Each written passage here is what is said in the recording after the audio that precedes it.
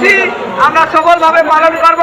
আপনারা যারা যেখানে আছেন সবাই এখানে বসে যান এবং দয়া করে সবাই বসেন, প্লিজ দয়া করে সবাই বসেন, সবাই বসেন। আমি আবারও বলছি, কেউ দাঁড়ায় থাকবেন না, কেউ না, কেউ দাঁড়ায় থাকবেন না। এই বাচ্চা জায়গা আছে,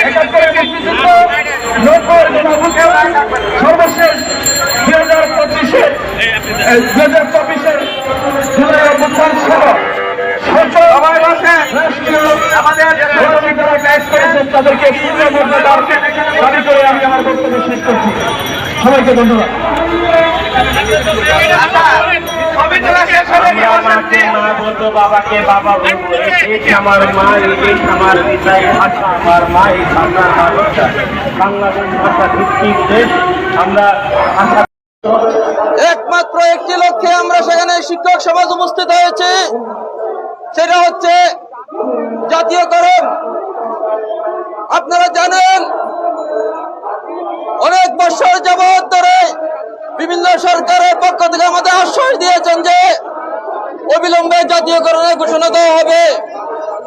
রাতের অন্ধকারে যেমন মানুষকে আহত করলে কেউ দেখে না, শিক্ষকের মনের মধ্যে সেভাবে সান্ত্বনা দিয়ে দিয়ে এক এক করে তারা আমাদেরকে ধোঁকা দিয়ে চলছেন।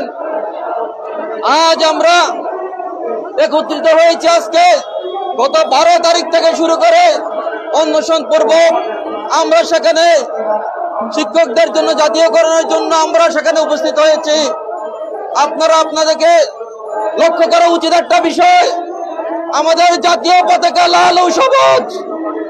লাল ও সবুজের মধ্যে যতটুকু লাল আছে ঠিক ততটুকুই অংশ সর্বোচ্চ লাল। আমাদের সবুজ অংশের মধ্যে যতটুকু সবুজ আছে সবগুলো সেখানে শব্দ অংশই সবুজ।